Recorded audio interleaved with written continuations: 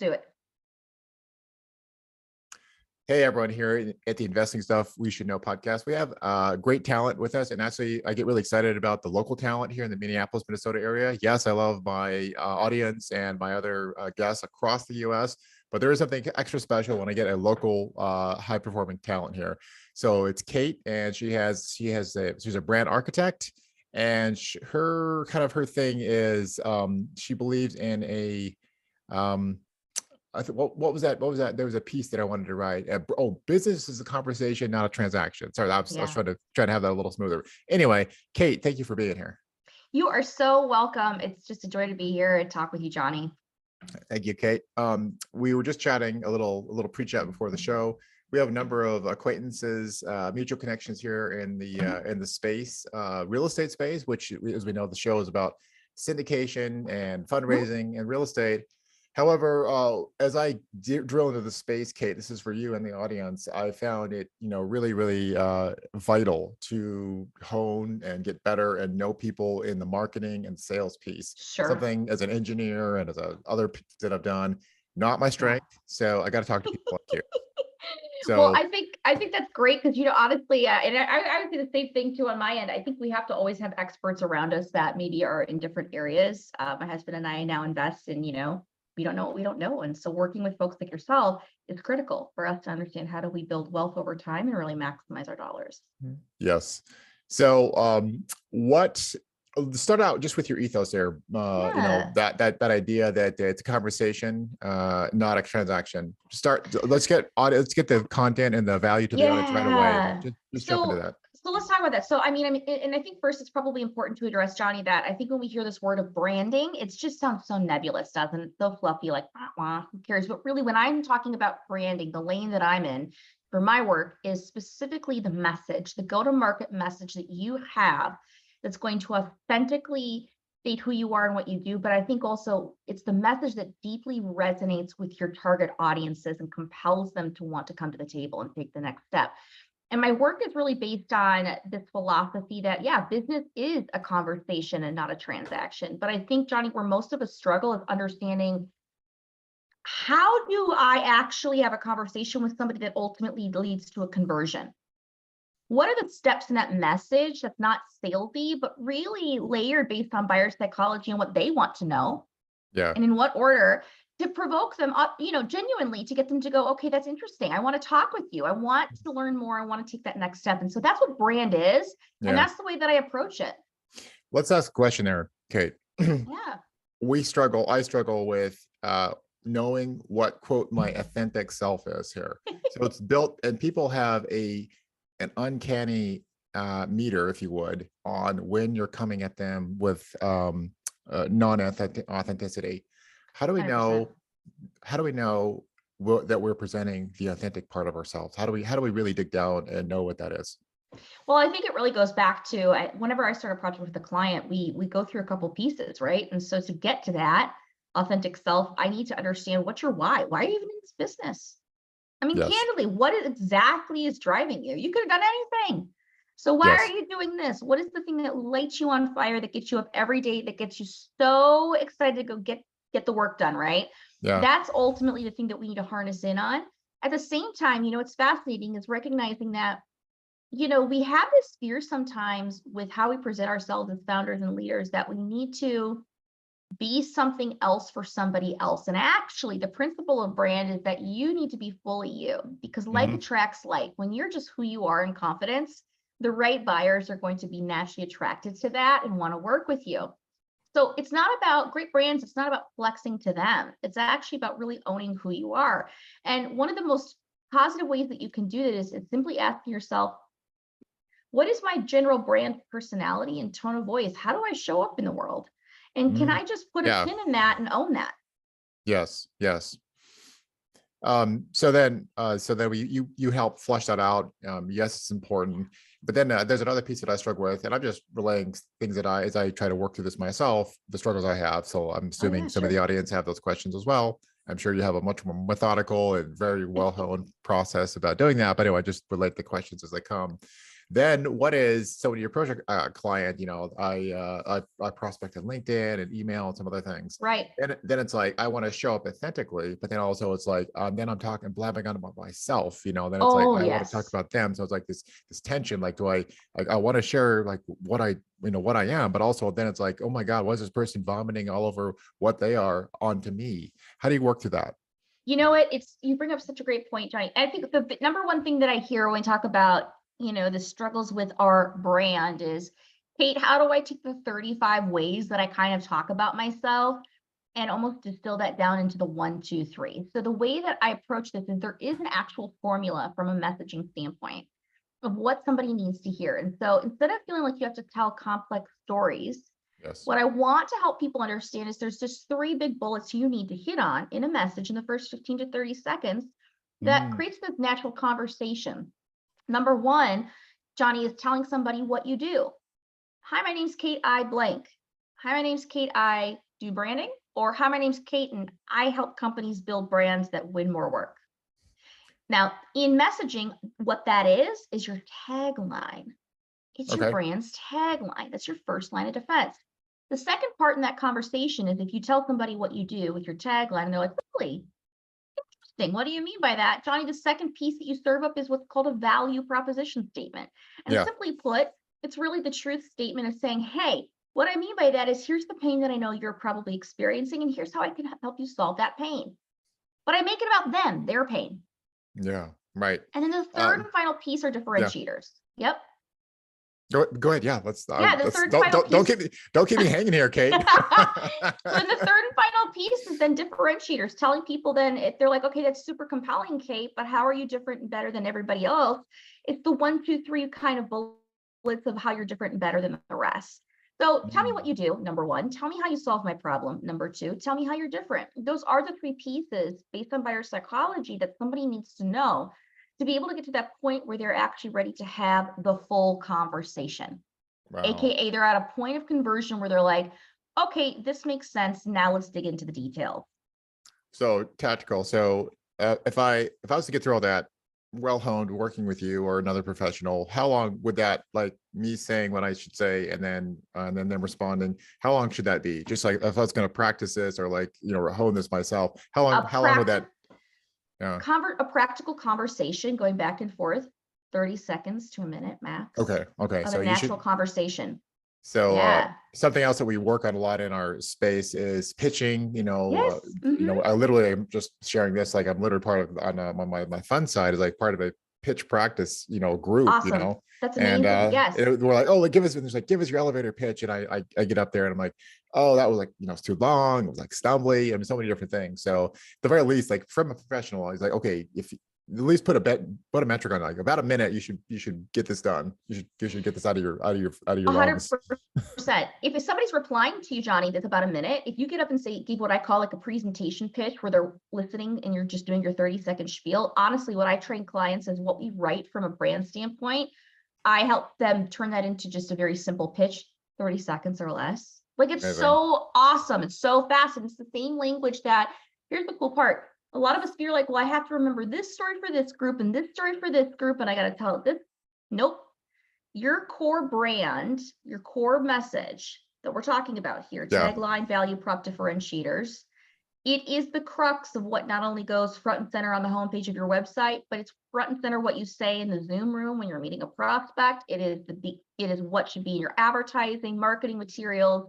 It is your core sales message. It is the message that is the singular point of reference to compel your audiences to want to take the next step and actually have a prospect conversation. Oh, that's so amazing. I know this is like so basic, Kate, but it's like the integrity of that, like throughout your persona, throughout your what you say, throughout all your marketing and all this stuff, there's a consistency. So it's so important. So important here. It is, and it frees you up, right? I think this fear is that, oh God, I got to remember all these things, or I've got to somehow be this trained sales professional. No. Hold on. I work with so many founders and leaders. I've worked with over 300 organizations globally. And anytime I work with a founder, they're typically not a salesperson.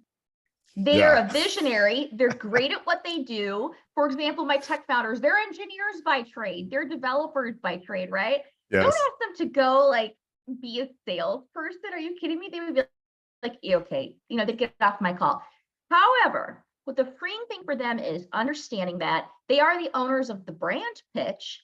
And if that brand pitch is totally what would come out of their mouths and it is going to resonate with their audience, oh my gosh, it's like a light bulb moment for them realizing if this is my talk track and I can successfully just show up and hit these 3 big bullets, and it's going to compel somebody to want to take a next step conversation, I can do that.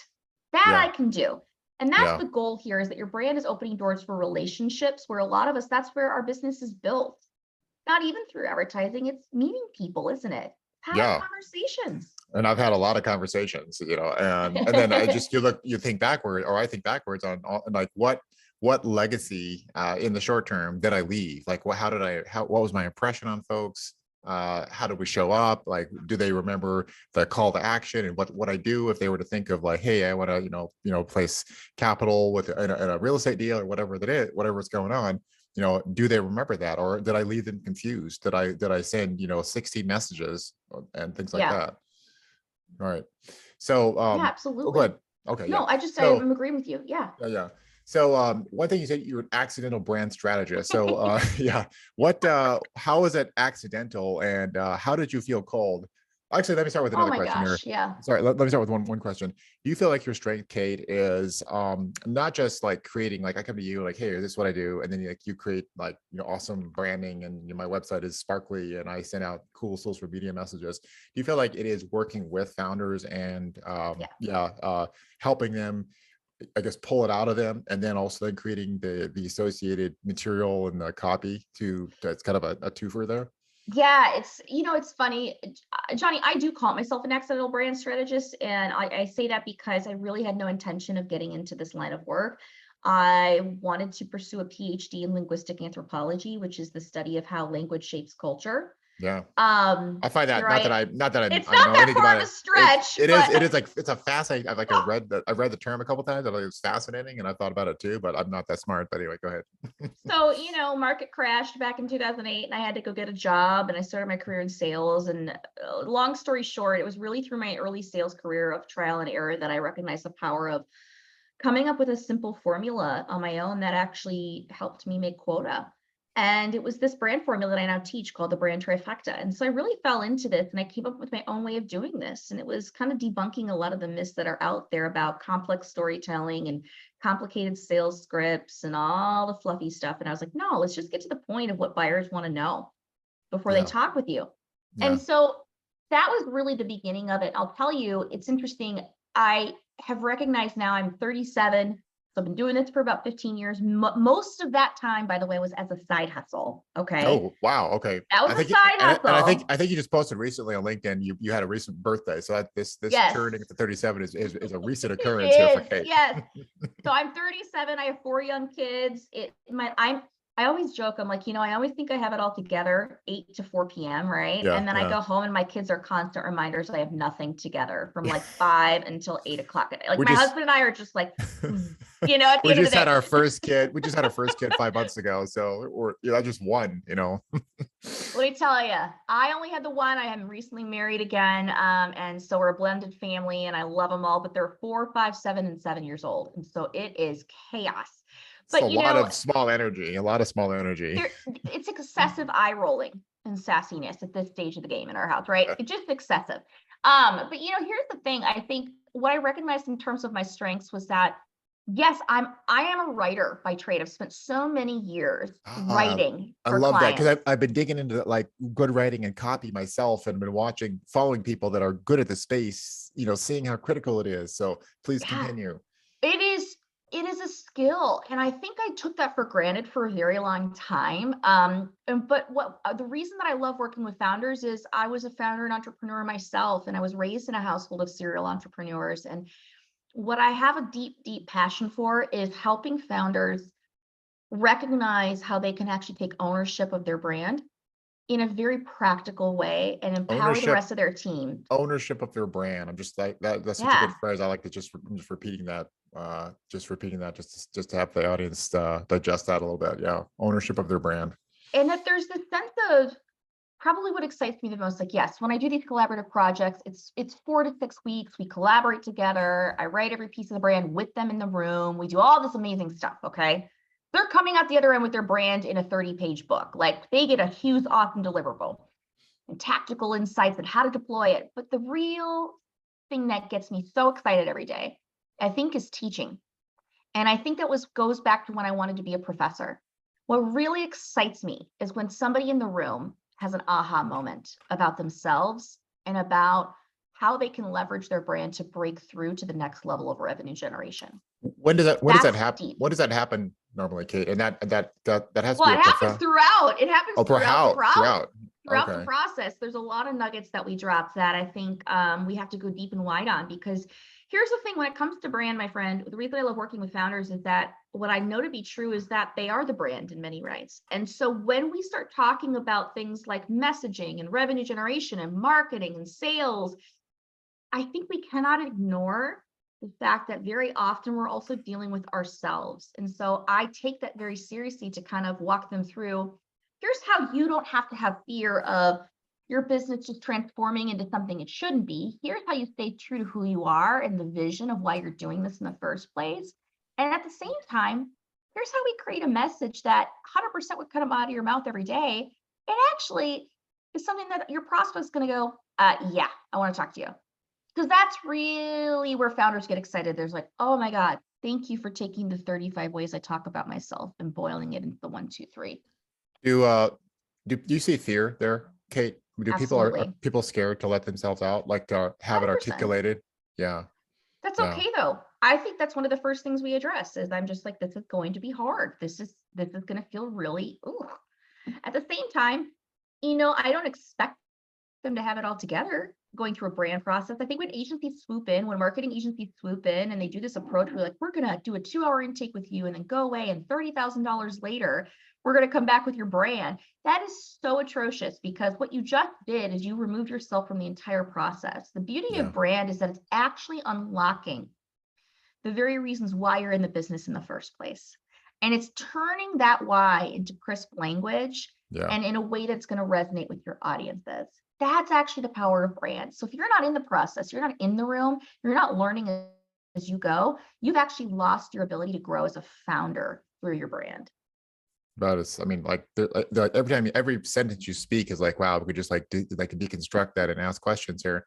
For again, back to this, keeping the theme of like, so would an audience listen to this, they can like, hey, I could do that, or I mean, obviously I could reach out to you or other people, or they know the kind of some guidance here. What do you recommend founders or whatever, of the associate that type to learn how to write? How, like, what do you encourage them to just like leave it with professionals? Like, hey, I got this. You're too busy, but like, I've seen both sides, Johnny. Yeah. I mean, here's what I'll tell you. I would not sit there and spin your wheels, in my opinion, trying to become an expert writer. Like, you have more important things to do as a founder and a leader, in my opinion. I typically think the smartest thing that you can do is pair up with an actual writer. So that could be somebody like myself. You may find an agency that you love that has a great team of writers. Yeah. You can find amazing independent copywriters. Amazing.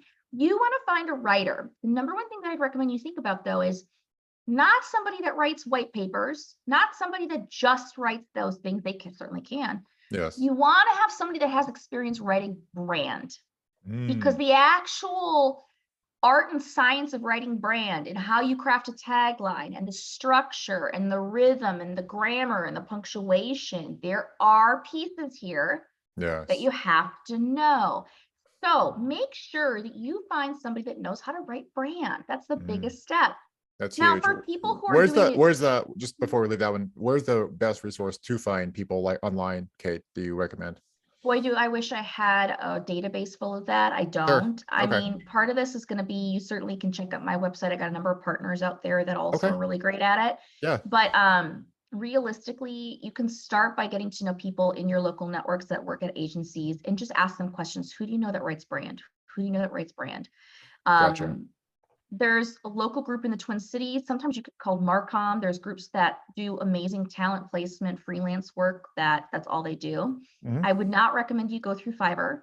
I think you need to find somebody that you know somebody has worked with them, Ah, probably. yes. That's probably important, or at least is a relationship of somebody you know. Um, because the quality of work you want to know, you want to check out, do they have testimonials? Do they have samples of their writing? If they can't send you a list of 5, 10, 20 brands they've done, that's a big Right. red flag. You know Yeah. what I mean? So you want to Yes. make sure Yes. that you can find somebody that's pretty reputable and done a lot of work. That's Not two yeah. brands. Have they done 50 brands, 100 brands, 200 brands? You know what I mean? Yeah, I mean, and I also like that your own experience it speaks to this as well, where you've literally done hundreds of organizations and dealt with Yeah. that. And then also, just I can tell your confidence and your just knowledge and your just depth is just overwhelming here. Well, So thank you. yeah, that's pretty powerful. So so now let's pivot. I'm going to put a little bit. So it's awesome that you're familiar in this real estate space, and then of Mm, course there's all kinds of like syndicators, and then there's yeah. people raising money, and then talking to brokers and all these different things here. So what is let's just go with the syndicator. A lot of people know that space. I'm a fund manager, but there's a lot of similarities there. So then what is what then is the brand where you're doing something that's has a lot of, it's going to actually come back to an earlier part of the conversation. When I tell people something that I do, I'm a fund manager. Maybe I just am not having the confidence I should, but also it's like, I feel like it falls flat. Or you say something, literally an exotic word, like I'm a syndicator, I'm a real estate syndicator. It sounds like, you're People don't speaking know what that is. Yeah. Urdu, it's like Yeah. that's, I mean, like they don't even know to say that's interesting or intriguing. It's like you just mouth some words that I don't know what that means to anything. How do you when you have to tweak the words you would normally use, kind of the jargon in the industry? How do you work through that and kind of break that barrier? It's really gets back to speaking to the promise of what you deliver front and center. If you can say in 5 or 6 words with your tagline, the promise of what you give somebody, that is a great tagline. That's a great response to what you do. Is it helping people maximize their wealth and impact? Is it helping people invest differently and achieve better outcomes? Like, what exactly are you helping people do? Mm-hmm. At the end of the day, if I walked into the room and somebody asked me what I do, and you're like, Kate, so nice to meet you, and what do you do? And I just go, well, I do branding. Like, we've all had this happen where they're like, cool. They just Yeah, kind of walk away. like You know what I that mean? absolutely dead. Like just it Eh, died before it left. It left your mouth. It died in the air. right. Or you start, okay, so this story, and you start going, and then like halfway through 30 seconds, and you're like, oh my God, the eyes glazed over, I lost them. Right. So we've all done this faux pas, both sides. Yes. So don't worry about that. I think the big thing is like, it's getting it into 5 or 6 words. For me, I had to back into that and really ask, what am I doing? I'm at the end of the day, my purpose with brand is to help them build a brand that actually wins work, that improves Yes. revenue, that gives them actual revenue generation. So that's what I want to speak to. Gotcha. So you have to speak to the outcome, the promise of what you're giving people through what you do. Interesting. Let's talk about another thing. I'm not saying that's so valuable here. So let's move pivoting to another thing that is I'm struggling with myself, and that sometimes I feel like I have two customers. So sometimes I have two customers that are layered, and sometimes I have customers that are on each side. So let's focus on the capital raising side as a fund manager. So I have sponsors. So I have people that I want Yep. to place money with, and then I have and I love those people, but Right. it's very business. It's very like, Sure. I want them to succeed. But then also probably my real passion is my passive investor base. That is successful professionals as an engineer, other successful professionals that just don't know about private real estate opportunities, syndications, and I Right. want them to be able to participate in that. So I have two customers. I'm Right. more passionate about the one, but also so when I speak to somebody, it's like, so like, what do you do? So how do I work through that thing? I'm sure you've dealt with that tons before. So let's focus on Yes. that one. So, okay. So at the core, and by the way, we could go down the weeds for detail for like hours here. So Sure. Johnny, one of the things that I'd recommend is if you want to understand the deep structure of how we write brand, I call it a brand trifecta. You can take a look at my book. I mean, it's the easiest way. It's a how-to guide for anybody that wants to do it yourself. Like, I actually walk you through how to write the sentences in that thing. Okay, It's let's 100 pause. pages. Let's pause there. So, everyone, Kate wrote a cool book. I didn't mention it. I was going to mention it at the end, but I should have let out with it. But Kate wrote a cool book. Kate, you want to give us the when you Yeah. published? Did you self-publish and you I came didn't out I when? didn't self-publish. It came out in July. It's an Of this year. international best, yeah, it's an Oh, international best-selling book, amazing. and it's called Muting the Megaphone. So I teach around the country just on the practicum that's in this book. It's only 100 pages, you guys, and it is no fluff. It is your how-to guide on how to write it. It's called Muting the Megaphone. It's sold on Amazon. And so it's very, very nitty-gritty of how do I write a tagline? How do I write this? How do I So that walks you through the process that I actually do with every single client. It is my whole approach. Here's what I'll tell you. At the end of the day, Johnny, when you have kind of dual audiences, or what Yes. sometimes we call it like a dual-sided marketplace, where you have to speak to both people, the practice that you'd want to think about when building your brand is coming up with a core message that could actually speak to both sides. And then it's supporting value proposition statements that speaks to, well, now here's the pain that I solve over here on the fund side. And here's the pain that I solve for you over here on the real estate side, for example. So you actually create kind of a layered approach. It's kind of like building a house. You'd have the top of it be the roof, which is your core message. And it does need to speak to both audiences. And they go, well, now that's interesting. So tell me more about this fund that you're talking about. You can go into the next layer of your message, tight Yes. and clean, that speaks Yes. to, okay, well, here's the problem I solve over here for you on that side, and a few other sentences there. That makes a ton of sense here. So Yeah. let's talk about, and like obviously, like we could read the book and get into that, but just since we're talking just practical, so people were to listen to this, maybe they don't have time to read the book or whatever. How about the 2-layer strategy? So another venture that I'm working on is a kind of a construction tech, 3D concrete printing, large scale type of operation with a few partners. We're going to see if it's going to take off. Got a lot of interest, but so that piece is I'm talking to our passion project is impacting or helping hundreds of millions of people, get into homes they wouldn't be able to afford otherwise. So cut the delivery time and the cost of a building in half for, residential side. So, but actually to scale that, to fulfill the dream of scaling that, I need to talk to like developers that have the capability to do hundreds of homes. So like I need to talk to 2 or 3 layers down. So my passion is at the bottom of your average family that can't afford a home, but I have to talk to a bunch of like 2 or 3 people up here that can enable that. How do I work on that? Boy, did you just ask the biggest question. I'm going to push you here and say this. Yes. Who are you actually talking to? Who actually buys? The homeowner.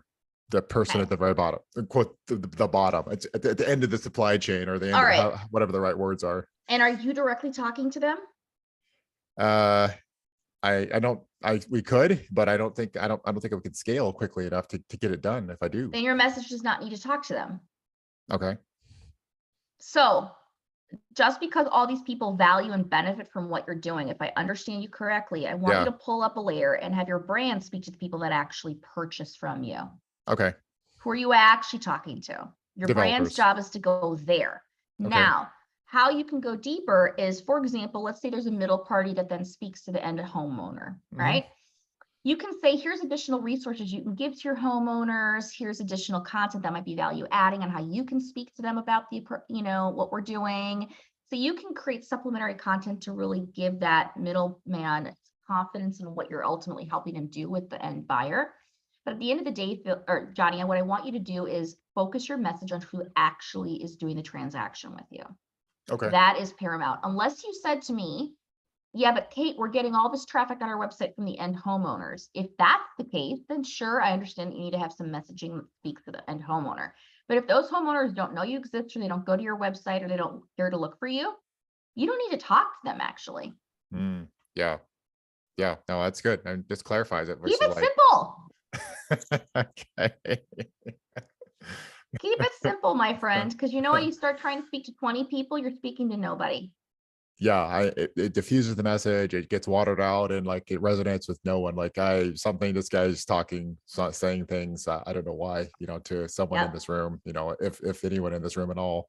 So awesome. So what is the best way then, Kate, for people to connect with you and get in touch? So you have a book, you have a website. What else you got out there for virtual and or hard materials?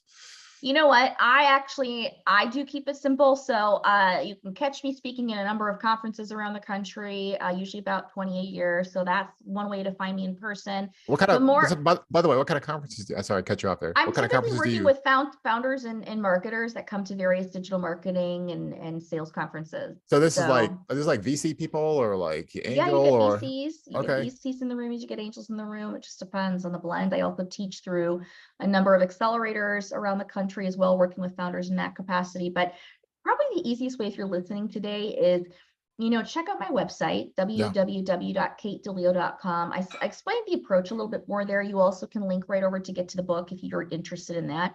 And only if you feel like you want to be a do-it-yourself or you want to dig a bit deeper on the approach. Again, find a copywriter, find somebody that really writes brand if you're at the point where you need to work on your messaging. But also find me on LinkedIn. I love getting messages from people that have listened to the podcast. My goodness, please reach out to me. You can find me on LinkedIn. If you have a specific message about your brand or a specific question, please get a hold of me. I answer those personally and would love to hear from you. That's so good, Kate. So, all right, everyone here at the Investing Stuff You Should Know podcast. This has been really exciting. Kate and I could just keep asking questions. We could go for like hours here about that. Probably. Yeah, we're trying to be a little more give high value quickly, so we're keeping the episodes a little shorter than we have been. So, thank you, Kate, and Yes. we appreciate all the audience here at the Investing Stuff You Should Know podcast. Give us a thumbs up, give us a like, give us feedback, and we'll see you next time.